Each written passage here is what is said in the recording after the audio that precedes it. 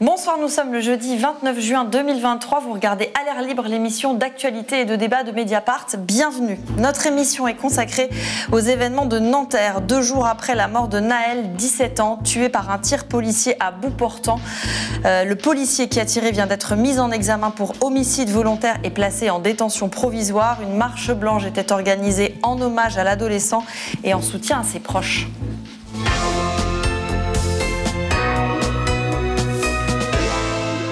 Hier matin, il m'a dit « Bon, maman, je t'aime ».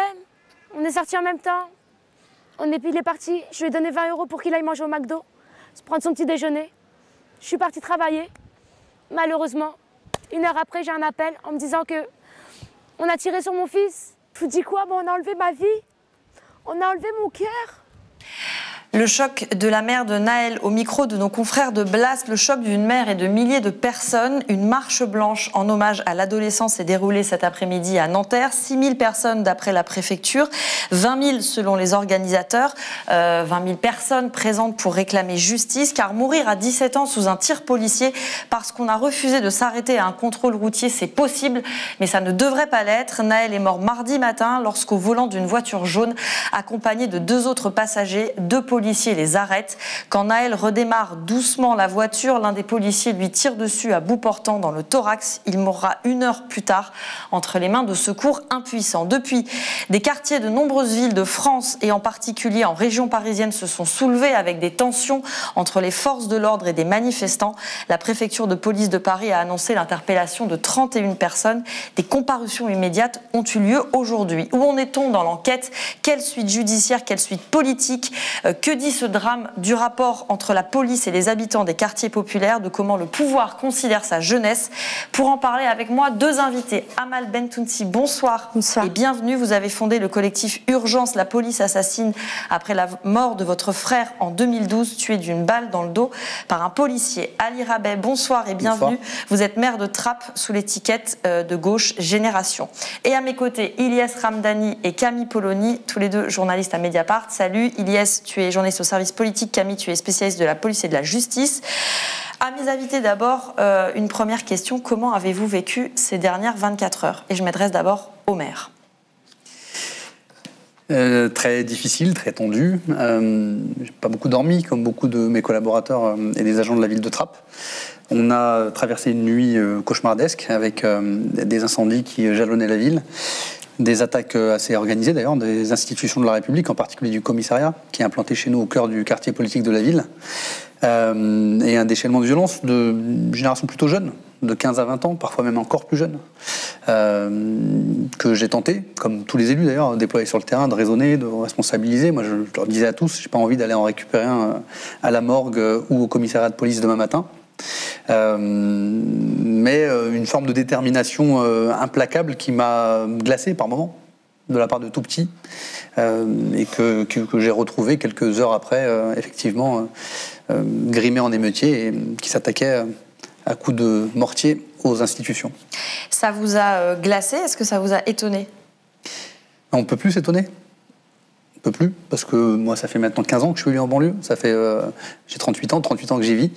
Donc il n'y a plus rien de surprenant. C'est un éternel recommencement. On connaît les ingrédients, on connaît les ingrédients du cocktail Molotov. Ils sont réunis, tout le monde le sait. Tout le monde le dit. Les élus qui sont les vigies de la République, dans les banlieues d'ailleurs, le disent tous, de tous bords politiques, interpellent les pouvoirs publics. Je crois que les expressions de ces derniers mois, ces dernières semaines, encore il y a 1 mois, dans le journal Le Monde, avec une tribune signée par un certain nombre de maires qui disent « Tout est réuni pour exploser, on en a marre d'attendre, on vous interpelle sur l'urgence sociale, sanitaire dans nos quartiers sécuritaires ». Et un gouvernement qui fait preuve, et en particulier un président de la République, de son arrogance habituelle et de son mépris pour la parole de ceux qui prennent la température tous les jours sur le terrain et qui savent que ça va exploser. Donc on ne peut plus être surpris. Ce qui est dur, c'est de trouver de l'espoir et de l'énergie pour continuer à agir. Quand on voit à quel point, quand je dis on, je ne parle pas uniquement en tant que maire, et je parle en tant qu'habitant des quartiers populaires depuis toujours. Je parle au nom des associations, des bénévoles, des gens qui sacrifient leur vie pour essayer de défendre des causes sur le terrain au quotidien, auprès aussi d'agents publics de l'État, des collectivités. Et on a le sentiment d'un immense gâchis, d'un éternel recommencement. Et surtout, on voit en quoi le contexte que l'on traverse ne donne pas les instruments, les ingrédients pour pouvoir tirer les conséquences et analyser les causes et tirer les conséquences de nos échecs pour les surmonter et trouver des solutions qui nous permettent de ne plus revenir dans 5 ans pleurer des morts, victimes de bavures policières ou ce qui est peut-être moins visible et moins violent, mais c'est les drames du quotidien qui n'aboutissent pas toujours à des morts médiatisées, mais qui aboutissent à des drames et à des situations de détresse pour des familles entières dans nos quartiers. On va y revenir. Amal Bentounsi, quand on a fondé comme ça un collectif pour dire stop aux violences policières, comment on passe la journée d'aujourd'hui? Vous revenez là de la marche blanche qui s'est tenue dans l'après-midi à Nanterre. Comment ça s'est passé? Alors beaucoup d'émotions, beaucoup de sidération aussi quand on apprend. Moi, ça fait maintenant 10 ans que je mène ce combat. Dans un premier temps, ça a été le combat pour obtenir la justice pour mon frère. Et ça m'a donné aussi l'envie de me battre aussi pour les autres, parce que je sais qu'il y a un travail à faire, il y a un travail de sensibilisation, il y a un travail d'alerte.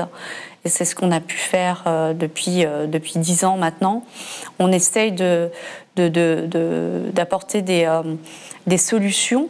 Nous, ça fait quelques années déjà, depuis 2017, qu'on alerte sur la situation, sur cette problématique qui est l'article L435-1. On l'a senti arriver. Il faut le rappeler, cet article a été voté à la suite des émeutes qu'il y avait eu à Viry-Châtillon, sous la pression des syndicats policiers. Cette loi, elle est passée. On n'a pas assez informé aussi la population sur la dangerosité de cette loi et le changement de l'usage des armes à feu. Donc je tiens ici à le rappeler à notre jeunesse, à ces petits frères qui risquent de mourir à la suite d'un refus d'obtempérer. Et cette loi, elle est problématique. Et aujourd'hui, nous, ce qu'on demande, c'est que cette loi elle soit abrogée ou qu'elle soit révisée dans son alinéa 4 et alerter les parents, les mamans, les enfants, ces petits frères qui ne connaissent pas la législation en vigueur et qui ont dans leur esprit que c'est que les gendarmes qui peuvent leur tirer dessus, parce que je vais dans les quartiers aussi et je rencontre certains jeunes et qui me disent « Ah oui, mais on ne savait pas que les policiers pouvaient nous tirer dessus ». Et je pense qu'on n'a pas encore pris conscience de la dangerosité de cette loi. Donc, bien le rappeler qu'avant qu'elle soit abrogée, avant qu'il y ait une révision, alerter notre jeunesse. Et c'est pas près de l'être, abrogé, oui. je crois. Justement, cette loi, donc c'est la loi sur le refus d'obtempérer. Nahel est la 5e personne abattue par des forces de l'ordre depuis le début de l'année dans ce cadre. Sa mort s'ajoute à de nombreux autres, décomptés notamment par le site Basta. Seul décompte indépendant qui existe. Rien qu'en 2022, il y a eu 13 morts par tir de police dans ce cadre de refus d'obtempérer. C'est un chiffre qui est en hausse, donc Camille. Est-ce que tu peux expliquer ce que cette loi, ce que cet article 435-1 a changé ? Alors en fait, il y a 2 cadres dans lesquels les policiers peuvent faire usage de leurs armes. Le premier, c'est le cadre assez classique de la légitime défense, c'est-à-dire quand le policier considère qu'il n'a pas d'autre moyen pour sauver sa propre vie ou celle de quelqu'un d'autre que d'agir en légitime défense. Ce que change la loi de 2017, c'est qu'elle crée un nouveau cas d'usage des armes à feu. Je vais vous lire l'article parce que c'est quand même assez compliqué. Ça prévoit que les policiers comme les gendarmes, qui pouvaient déjà le faire avant, peuvent faire usage de leurs armes pour immobiliser des véhicules dont les occupants refusent de s'arrêter et sont susceptibles de perpétrer dans leur fuite des atteintes à leur vie ou à leur intégrité physique ou à celle d'autrui. C'est-à-dire que le policier, dans un instant très bref, doit évaluer la situation, se demander si la voiture risque, en s'enfuyant, de causer un accident, de causer des dommages, de causer la mort de quelqu'un d'autre, et en fonction prendre leur décision dans l'instant, ce qui en fait, dans la pratique, ça semble assez clair dans le droit, mais dans la pratique a créé la confusion dans l'esprit des policiers sur les moments où ils ont le droit ou pas le droit d'utiliser leurs armes, et ce que dénoncent les opposants à cette loi, mais ce qu'on est en train de tous constater au fur et à mesure qu'elle s'applique, qui en fait étend les cas d'usage des armes et donne une plus grande latitude aux policiers pour s'en servir. Donc vous dites à Amal Bentounsi que c'est un permis de tuer. Là, très clairement, dans le cas de Nahel, c'est un permis d'exécuter. Oui, c'est-à-dire qu'on légalise la possibilité pour un policier armé de pouvoir, en une fraction de seconde, décider du droit de vie ou de mort sur une personne qui prend la fuite. Et pour les chiffres, vous avez 13. Nous, on recense aussi le nombre de morts. On en a 16. Donc, peut-être que vous n'avez pas comptabilisé les courses-poursuites dont on a eu connaissance. Et ce qui est certain, c'est que... Qui peuvent rentrer dans cette catégorie. Qui rentrent dans cette catégorie. Les précédents qu'il y a eu, on peut se poser la question, parce que là, dans cette affaire, dans l'affaire de Nahel, ce qui fait foi, c'est cette vidéo, d'où l'importance de la vidéo, et d'où cette mobilisation pour alerter les gens à filmer. On va y venir sur la vidéo. Pour avoir un début de vérité. Oui, on va d'ailleurs la décortiquer un petit peu, enfin autant que possible. Mais juste avant, peut-être Camille, un point sur l'enquête. Qu'est-ce qu'on sait donc du policier qui a tiré et où en est sa situation judiciaire? Alors, le policier qui a tiré, il a été mis en examen cet après-midi, donc par 2 juges d'instruction qui sont chargés maintenant de mener la suite de l'enquête, qui va durer des années. Donc, mis en examen pour homicide volontaire, c'est-à-dire que les juges ont considéré qu'il avait bien l'intention de tuer quand il a tiré. Il a été placé en détention provisoire, ce qui est une décision rarissime. Il y a très très peu de précédents de policiers mis en cause pour des violences, qu'elles soient mortelles ou pas d'ailleurs, et qui soient placés en détention provisoire. Le dernier exemple que j'ai pu retrouver, même si évidemment on n'a pas une visibilité sur l'ensemble des affaires, c'est les policiers qui ont commis des violences contre Michel Zecler, le producteur de musique fin 2020, donc qui ne l'ont pas tué, mais qui ont commis des violences contre lui. 4 policiers avaient été mis en examen, 2 d'entre eux avaient été mis en détention provisoire. Ils étaient restés 3 semaines en détention provisoire, ils étaient sortis juste avant Noël, sous contrôle judiciaire. C'est des cas qui sont très très rares, donc là la décision qui a été prise, elle est quand même assez forte et symbolique au regard de tous les cas qu'on peut avoir décortiqués et que Amal connaît bien aussi de ces dernières années. Juste pour vous donner un dernier chiffre là-dessus, il y a une étude qui avait été menée par une autorité officielle sur 60 cas d'usage mortel des armes par les policiers entre 2010 et 2016. Sur ces 60 cas, aucun des policiers n'avait été placé en détention provisoire. Voilà. Donc la situation de ce policier, c'est celle-là. Ensuite, l'enquête va durer évidemment très longtemps et lui peut aussi faire valoir qu'il a pensé être en danger à ce moment-là. Il est évidemment présumé innocent comme tout le monde dans un cas comme celui-là. Mais en tout cas, la justice a considéré qu'il y avait assez d'indices graves et concordants pour le mettre en examen et aller jusqu'à le placer en détention. Et les motivations de la justice pour... on place en détention provisoire selon quels critères? Alors, selon la loi... Quel est celui qui a pu peut-être s'appliquer pour lui? Selon la loi, même si on a tendance à l'oublier vu la pratique, la détention provisoire est censée être l'exception. Dans le cas des policiers, c'est vrai. Donc, ce qui peut motiver, c'est le risque de réitération de l'infraction. Là, on peut évidemment l'écarter. Le policier ne va pas recommencer. Ensuite, il y a un risque de pression sur les témoins, de destruction de preuves, etc. Ça aussi, on peut l'écarter. Donc, le motif qui semble le plus probable, même si on ne connaît pas le détail des motivations du juge, c'est le motif d'ordre public.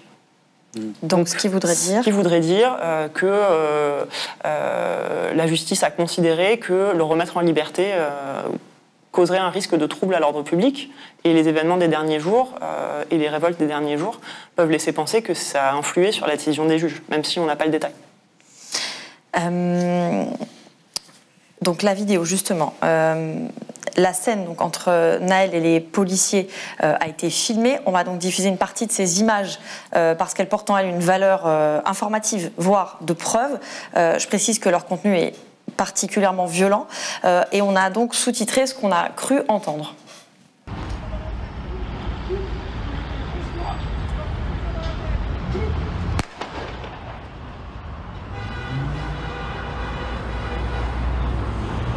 Voilà, donc ça se passe très vite. On va te mettre une balle dans la tête, shoot. C'est ce qu'on croit, nous, entendre. D'après certains de nos confrères, il y a une confrontation entre les 2 policiers qui n'auraient pas la même version. Quoi qu'il en soit, Camille, ce court extrait et ce qui a pu être dit par les policiers est important pour la famille et ses avocats. Bien sûr, alors dans un premier temps, c'est surtout important pour eux parce que dans un tout début de l'enquête, leur intérêt est évidemment que la justice agisse vite, que les policiers soient rapidement interrogés, qu'il y ait une décision judiciaire initiale qui soit prise rapidement. Donc pour eux, ces phrases-là, elles montrent qu'il y a une intention de tuer. Maintenant, la justice a reconnu à ce stade qu'elle estimait elle aussi qu'il y avait une intention de tuer. Donc c'est la suite de l'enquête qui devra montrer si effectivement c'est bien ces mots-là qui ont été prononcés et les faire expliquer aussi aux policiers qui les ont prononcés.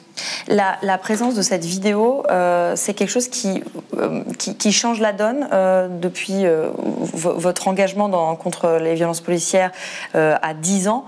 Il y a 10 ans, il y avait beaucoup moins de vidéos à disposition. Dans les dernières affaires qu'on a pu traiter à Mediapart, pour beaucoup, il y en avait. Ça change la donne sur la reconnaissance de ces violences policières? Oui, sans aucun doute. C'est... La vidéo, nous on le sait depuis le départ, on a incité aussi, on a initié, on a sensibilisé de façon à lancer même un hashtag filmer la police peut sauver une vie. Là en l'occurrence c'est pas le cas, mais au moins on a un début de vérité.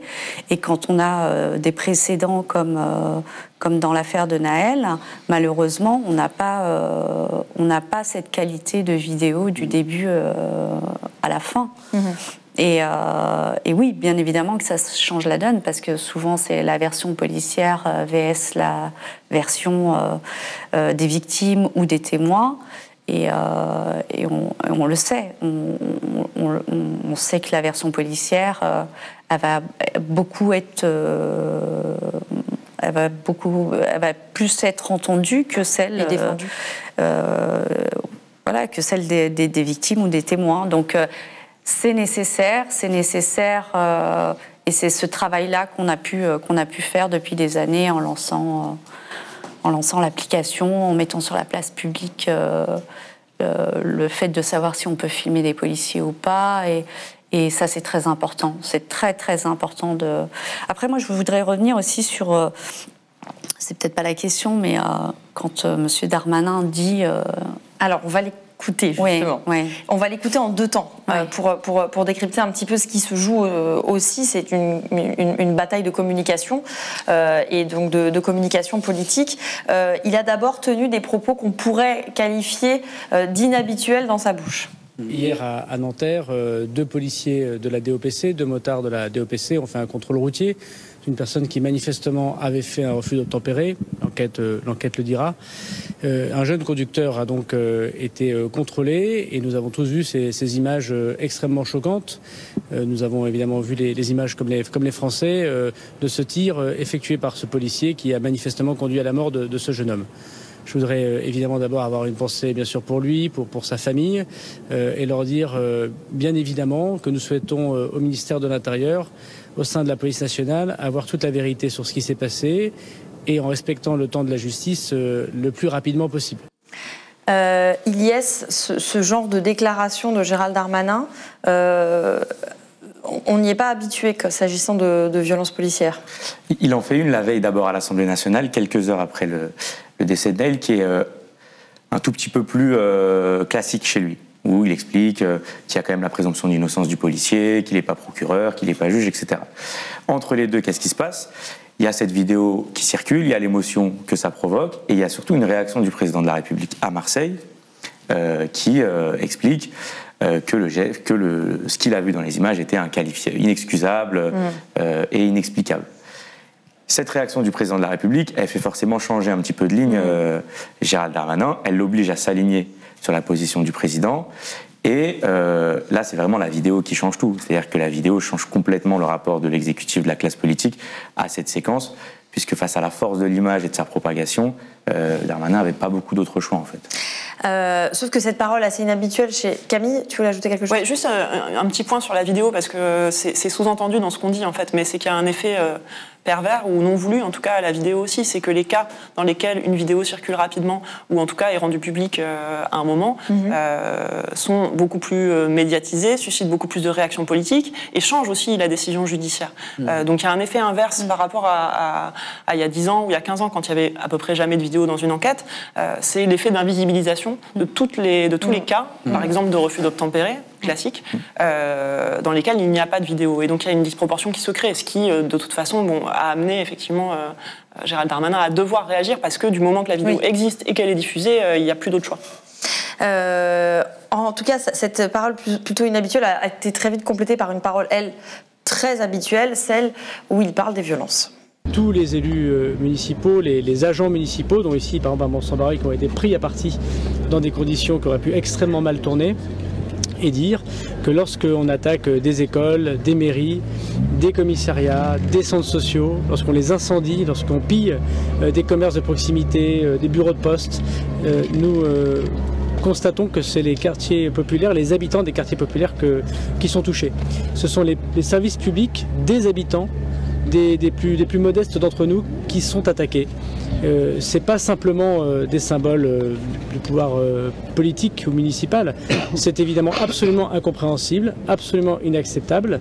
Ça doit obtenir la plus grande fermeté comme réponse, et ça vient toucher des quartiers qui sont déjà extrêmement touchés socialement, et donc c'est absolument incompréhensible. Et évidemment, on ne peut pas rester naïf devant ces organisations. Si la justice doit passer dans le calme, et le procureur de la République s'est exprimé ce matin, bien évidemment, sur la terrible affaire de Nanterre, je veux redire que les émeutes que nous avons connues cette nuit n'ont rien à voir avec cette histoire, et que attaquer une école, incendier un centre social, incendier une mairie n'a rien à voir avec cette histoire de Nanterre. Donc les professionnels du désordre doivent rentrer chez eux. Ce soir, il y aura beaucoup plus de policiers et de gendarmes présents. Cela a été arbitré à la réunion que vous avez vue ce matin, puisqu'hier il y avait 9000 policiers et gendarmes mobilisés, dont 2000 sur la plaque parisienne. J'ai décidé qu'il y ait 40 000 policiers et gendarmes ce soir et cette nuit mobilisés, dont 5 000 en plaque parisienne, et des moyens techniques et technologiques importants pour lutter évidemment contre ces émeutes, pour procéder à des interpellations et surtout pour rétablir l'ordre républicain qu'attendent légitimement les Français. Sur les termes, d'abord, Ali Rabet, donc violence inacceptable, la plus grande fermeté, incompréhensible, émeute, professionnelle du désordre. Je retiens le mot notamment incompréhensible, comme si cette violence n'était que de la violence et comme s'il n'y avait pas une possibilité d'essayer de comprendre ce qui se passe derrière. Mais il manquait le mot Karcher quand même, pour faire un combo. Il aurait pu faire un hommage exactement. à un de ses maîtres en politique. Même si l'imitation est assez réussie d'ailleurs. Évidemment, c'est pour ça que je vous dis parfois, quand on est élu local, on se dit qu'on revit toujours le même film, le même scénario, avec les mêmes acteurs, les mêmes dialogues, et que rien ne peut venir enrayer cette mécanique et cette espèce de fatalité, si ce n'est peut-être l'action politique, l'action des collectifs, des associations, etc., pour éclairer le public, et des médias aussi d'ailleurs, dont c'est le rôle. Fermeté, naïveté, contre la naïveté des uns, etc. Le discours est grotesque. Évidemment que si on n'explique pas... Enfin, je veux dire, le mois dernier, il n'y a pas eu de poubelle brûlée dans ma ville. Il y a 6 mois non plus. Dans la ville voisine de La Verrière, il y a eu 2 écoles sur 3 qui ont été brûlées. Les gamins, ils ne savent pas comment ils vont faire leur rentrée au mois de septembre. C'est pas le cas tous les 6 mois, quand même, dans nos quartiers et dans nos villes. Donc il y a un contexte particulier. Et un ministre de l'Intérieur, un ministre tout court, un responsable politique, devrait avoir un peu de profondeur dans son analyse, si tant est qu'il ait un peu d'honnêteté dans son discours, et évidemment qu'il y a une forme de sédimentation successive. Il y a des affaires qui se succèdent les unes aux autres, certaines qui sont médiatisées, d'autres pas, certaines qui font l'objet d'une présentation par l'existence de cette vidéo change la donne, on le disait à l'instant, et ça sédimente au fur et à mesure, et puis à un moment donné ça explose. C'est le principe de la cocotte minute, etc. Et Gérald Darmanin ne peut pas faire semblant de ne pas le savoir et de ne pas le comprendre, d'autant plus qu'il a été élu local, etc. Donc bien sûr qu'il faut... Et c'est ce qui est difficile, évidemment, au moment où les poubelles brûlent, au moment où les rues sont bloquées dans ma propre ville, etc., d'être capable de prendre du recul, de poser une analyse, de prendre le risque politique, de dire des choses complexes, de faire appel à la raison, à la rationalité dans le débat public. Mais il faut avoir le courage de le faire, parce que si on ne le fait pas, ce que je disais tout à l'heure en introduction, on va recréer le même schéma, et on connaît les conséquences. C'est bien, on va parler pendant 15 jours des banlieues. C'est bien, alors on va en parler. Il y a peut-être une annonce qui va être faite, 1 milliard ou 2 en plus, pour le prochain plan en rue, ou je ne sais quelle originalité encore dans les politiques de la ville. Mais dans 10 ans, la situation sera exactement la même, on attendra la prochaine explosion de colère. Et c'est ça qui donne envie vraiment je le disais dans un de vos confrères tout à l'heure, il faut quoi, que les maires par exemple de banlieue démissionnent collectivement. Je ne sais plus quelle est la limite pour qu'à un moment donné on soit entendu. Stéphane Gatignon l'a fait, il a démissionné tout seul il y a quelques années. Pardon ? L'ancien maire de Sevran. Ça n'a intéressé personne, c'était une anecdote. Il y a des maires qui annoncent l'explosion depuis des années, il y a eu je le redis tout à l'heure, des appels, des alertes. Ce n'est pas entendu. Ce n'est pas entendu par les ministres de la ville, ce n'est pas entendu par le Premier ministre, la Première ministre en l'occurrence, ce n'est pas entendu par le Président de la République. Il se désintéresse complètement de ces sujets-là. Et alors, ça intervient, vous dites qu'il se désintéresse de ces sujets, ça intervient dans une séquence politique, en tout cas d'affichage d'une séquence tournée vers les quartiers populaires, parce que Emmanuel Macron était à Marseille en début de semaine.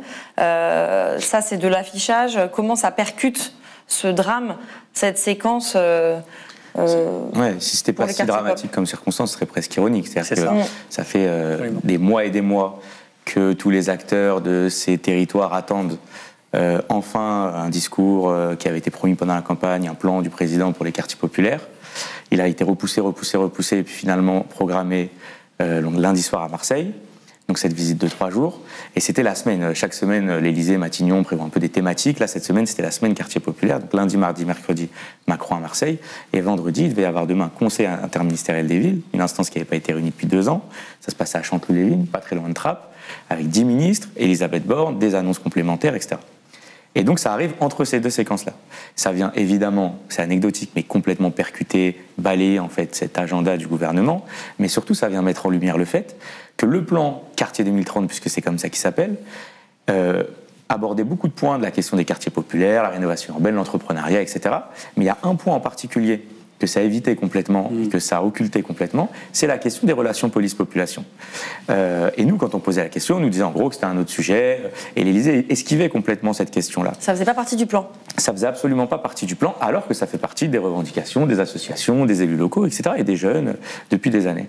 Et là, c'est l'actualité qui vient remettre cette question des relations police-population sur le dossier de force presque du gouvernement, de l'Élysée, et ça va être intéressant de voir la réponse politique qui sera apportée ensuite. Oui. Non, mais c'est ça, ils sont rattrapés par le réel. En fait, les vrais naïfs, c'est eux. Penser pouvoir éluder la question des violences policières et des relations dégradées entre la police et la population, c'est d'une naïveté confondante.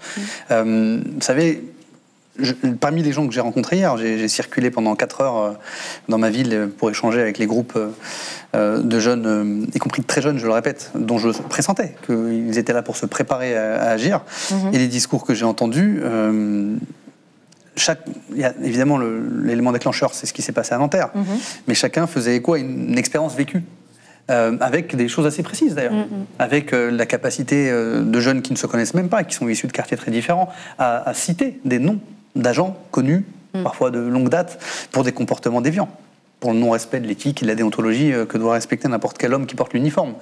Et tout cela, c'est être naïf que de vouloir faire croire aux Français que ça n'existe pas. Et que sur les 240 000 policiers et gendarmes de notre pays, il n'y a que des hommes parfaitement droits qui ne commettent aucune erreur. Et on est un des pays les plus arriérés en la matière, parce que c'est aussi un débat. Il y a la question effectivement de la loi de 2017 qu'il faut urgemment abroger, réformer. Mais il y a la question évidemment des violences policières dans leur ensemble, et en particulier de la capacité à donner les moyens au commissariat, etc., d'être en contact et en relation étroite avec, pour le coup les élus locaux peuvent jouer ce rôle-là, avec les représentants des associations, les jeunes dans les quartiers, et d'être capable de faire quelque part le ménage, en nous dotant, nous tous collectivement, d'une police des polices indépendante, qui ne soit pas sous l'autorité de Gérald Darmanin, qui est le plus grand des naïfs finalement, et nous sommes un des rares pays, contrairement aux Anglais, contrairement aux Belges, mais vous en parlerez mieux que moi vu que vous êtes spécialiste police et justice, qui a une police qui s'autocontrôle, qui n'est pas contrôlée par le Parlement, qui n'est pas contrôlée par le peuple français. Et ça, c'est plus possible. Et je peux vous dire que malgré effectivement le caractère exceptionnel de la mise en examen en détention provisoire du policier auteur du tir hier, malgré ça, on n'a pas que des juristes dans nos quartiers. On n'a pas que des gens qui vont faire l'exégèse des décisions du juge ce matin. Il y a des gens qui sont convaincus que le policier sera libre dans quelques semaines, le temps que l'ambiance se calme, instruit par l'expérience. Et on le sait, hein. Amel a traversé, Bentounsi a traversé ce chemin de croix, ce parcours du combattant, même pour la famille et la maman qu'on a entendu tout à l'heure, on sait très bien que c'est le début du calvaire judiciaire. Et que cette détention provisoire n'est absolument pas le résultat. Il va y avoir un procès long, on l'avait dit, plusieurs années, il va y avoir des appels, et potentiellement, effectivement, en tout cas c'est une certitude auprès des gens avec qui je parle au quotidien, il y a une forme d'impunité garantie qui fait qu'on ne croit plus du tout dans les institutions pour rendre justice. Et là où M. Darmanin doit faire preuve d'un peu moins de naïveté, c'est qu'il doit comprendre que sans justice, il n'y a pas de paix durable. Il peut y avoir une paix ponctuelle à force de multiplier les coups de matraque ou en multipliant les effectifs de police, ce dont je me réjouis. Moi, je veux que ça arrête de brûler dans ma ville. Parce que bien sûr que ce sont nos écoles, nos gamins, le supermarché dans lequel font leurs courses les mamans qui n'ont pas la chance d'avoir une voiture qui a brûlé et que ce sont elles qui seront pénalisées. Mais si on veut éviter que ça recommence dans quelques semaines ou dans quelques mois, il faut traiter les problèmes au fond. Et les grands naïfs qui nous dirigent n'en ont pas l'intention. On ne peut pas s'empêcher de comparer ce qui se passe là en ce moment dans plusieurs quartiers populaires en France avec les révoltes de 2005 qui ont suivi la mort de Ziad Benna et Bouna Traoré. 18 ans après, est-ce que quelque chose a changé ? Non, il y a absolument rien qui a changé. C'est-à-dire qu'on est toujours dans le déni. Nos dirigeants politiques sont toujours dans le déni. À croire qu'il existe une police parfaite et qu'on n'a pas le droit de critiquer, qu'on n'a pas le droit de pointer du doigt tous ces comportements déviants et violents de la part de certains policiers, parce que nous, on reçoit de nombreux témoignages dans la vie quotidienne. Et je crois que là, c'est la cocotte qui explose, tout simplement. C'est la mort de trop, Nahel, avec cette vidéo. Et tant que nos dirigeants politiques seront dans le déni et seront dans le mensonge, parce que moi, quand j'ai entendu Darmanin répondre à la députée de Nanterre concernant l'augmentation ou la diminution, ce qu'il a précisé, c'est qu'il a dit qu'il n'y avait pas eu une augmentation, mais plutôt une diminution. Des morts suite à des refus d'obtempérer. Suite à des refus d'obtempérer, il ment. Il ment. Volontairement, il le sait, il a la connaissance de tous ces dossiers de refus d'obtempérer, il est proche de ces policiers et on ne peut pas accepter que le ministre de l'Intérieur puisse mentir comme ça sur des cas bien précis dont il a connaissance. Donc moi j'assimile ça à un mensonge d'État. Juste sur cette question des violences policières et de l'incapacité pathologique de notre pays à aborder le débat froidement, tranquillement, sereinement et à trouver des solutions. J'avais le débat avec un policier, quelqu'un d'intelligent, mais qui, je le trouve souvent, comme beaucoup, astreint à cette espèce de réflexe de corps, de protection. Faisons le parallèle avec une profession qui n'a rien à voir et en qui on a une confiance assez spontanée, nos médecins. Nos obstétriciens, par exemple. Il y a des violences obstétriques dans notre pays, des violences médicales, parce qu'il y a des protocoles, des formations, etc., qui aboutissent à ce que, sans le vouloir, sans le savoir peut-être, des professions médicales entières sont maltraitantes pour leurs patients. Eh bien, notre pays, à travers des travaux universitaires, des recherches, etc., on modifie les protocoles, la formation des futurs médecins, etc., pour lutter contre ces phénomènes avec des résultats. Pourquoi dans la police ce ne serait pas possible ? Pourquoi ce corps de métier-là, cette profession-là, ne pourrait pas réinterroger ses pratiques, ses méthodes, ses outils de formation, ses outils de sélection aussi de ses agents, pour pouvoir réduire le nombre d'épisodes comme cela. Et vous avez un début de réponse à cette question ? Parce que vous avez un ministre de l'Intérieur, par exemple, qui plutôt que de se considérer étant le représentant de la nation, se prend pour le premier flic de France. Et je ne parle pas que de Gérald Darmanin depuis très longtemps. Le ministre de l'Intérieur n'est pas le premier flic de France. Donc le ministre de l'Intérieur est le ministre de la Police. Le ministre de l'Intérieur et le ministre de la Police. Il devrait garantir l'ordre public, il devrait s'assurer de garder la paix et que ses services gardent la paix. Au lieu de cela, on l'a vu, le premier réflexe, Ilyes Ramdani le rappelait tout à l'heure, c'est un réflexe de corps. On défend. On se cache derrière la présomption d'innocence. C'est exactement le discours de Marine Le Pen, qui dissonne aujourd'hui par rapport aux autres discours, mais c'est son discours. Et ensuite, rattrapé par la réalité, par les images et par effectivement la posture qu'a choisi d'adopter le président Macron, on a un changement de pied de la part du ministre de l'Intérieur. Mais il y a quelque chose de pathologique dans notre classe politique, même à gauche, je tiens à le dire, compris à gauche, parce que c'est une prise de risque. Parce que vous croyez quoi ? Dans ma ville, ça a brûlé toute la nuit. Franchement... Comment vous tenez les deux bouts, en fait ? Et moi, juste en étant cohérent, déjà, premièrement, j'aime bien me regarder dans le miroir en me disant que j'ai une forme de rationalité et de cohérence et qui date depuis longtemps, pas depuis que j'ai pris des fonctions de maire. Mais dans ma ville, il y avait vraiment un sentiment généralisé.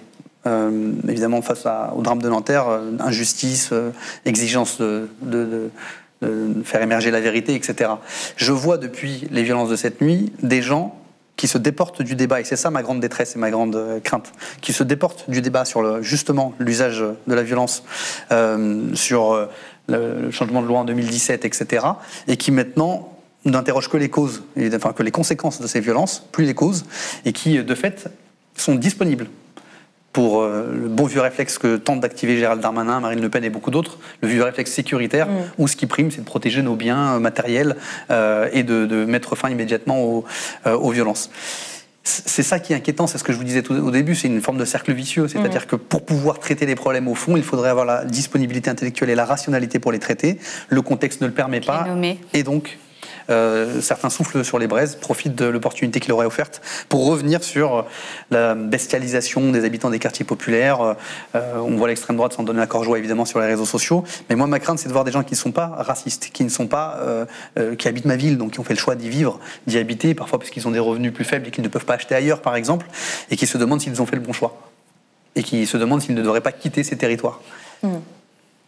Ilyes. Non, très rapidement, sur le parallèle avec 2005, dans l'attitude de Gérald Darmanin, il y a un vrai parallèle aussi avec ce qu'avait fait Nicolas Sarkozy à l'époque, avec d'abord une première réaction qui est plutôt une première action hier qui est plutôt de laisser les policiers assez discrets et presque de laisser la colère s'exprimer. Là, aujourd'hui, il y a eu une vraie reprise en main du discours de l'exécutif. Il y a eu tous les déplacements ont été annulés, sauf les déplacements pour aller constater les violences. Elisabeth Borne, Éric Dupond-Moretti, Gérald Darmanin, Pape Ndiaye et Olivier Klein, donc 5 ministres qui ont été envoyés pour aller constater les violences et les dénoncer. Toutes les interviews matinales étaient sur ce thème, et Gérald Darmanin et le gouvernement avec lui, là vraiment, ont activé le mode répression, fermeté, etc.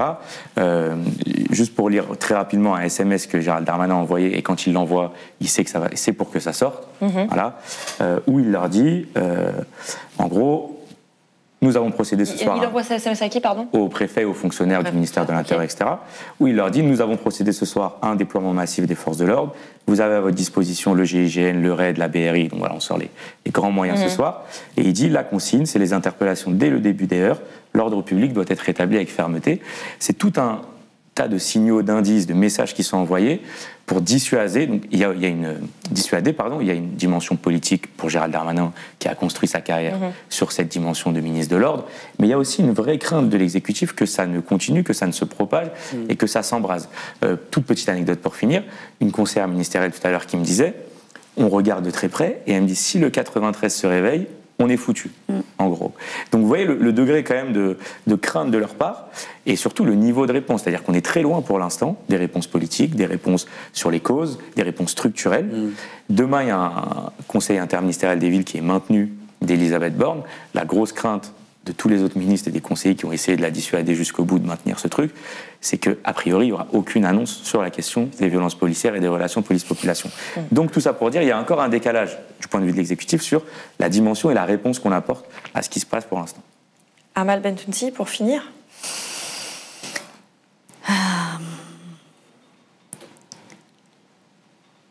Je pense que si après cette affaire, nos dirigeants politiques ne prennent pas en main la question de ce rapport, ce qu'on peut appeler rapport police, et qui continue à être dans le déni, je pense que la situation pourrait être explosive et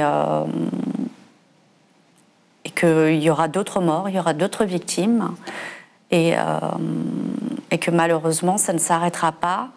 Il faut qu'ils prennent cette question à bras-le-corps, qu'ils aient le courage, qu'ils arrêtent de céder à la pression des syndicats policiers, qui font de la politique aussi, et qu'on puisse entendre aussi la parole de ces gens qui vivent dans les quartiers populaires et qui vivent au quotidien cette violence verbale, physique.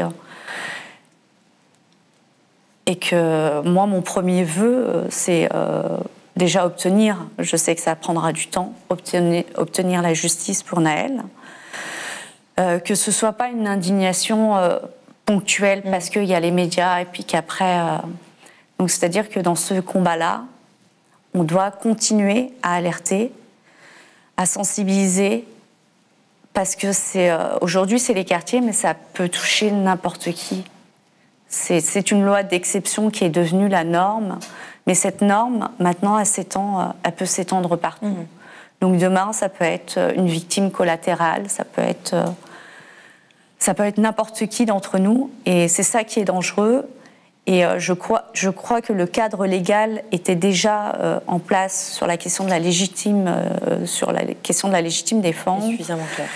Et suffisamment encadré, et que cette loi, vraiment, moi j'en appelle à tous les maires, à tous les parlementaires, au président de la République, à la première ministre, de réviser cette loi ou de l'abroger, et d'avoir le courage de le faire, pour que Nahel ne soit pas mort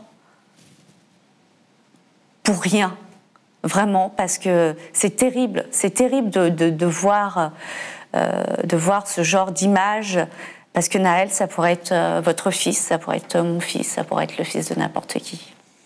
Merci à tous les quatre. Un tout dernier mot, vous avez hésité à venir parce que Trappes, c'est pas tout près de notre studio. Vous repartez dans votre ville ce soir. Comment vous abordez la nuit qui s'annonce ?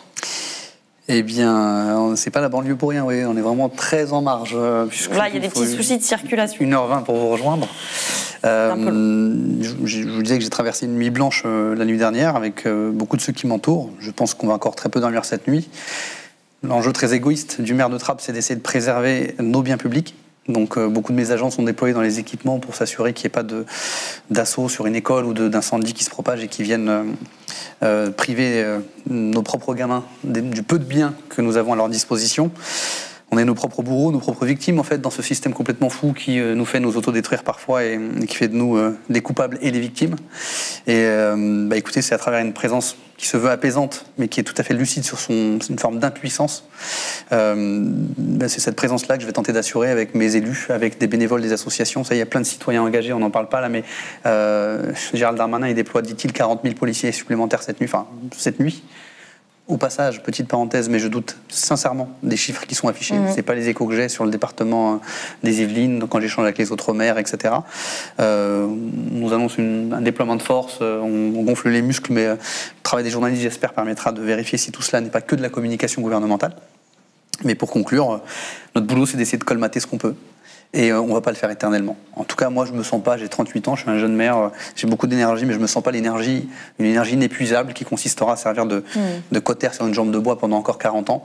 Donc je crois qu'on a aussi une part de responsabilité, nous les élus de banlieue, pour déclencher l'électrochoc, puisque ça ne viendra pas du gouvernement, on le sait.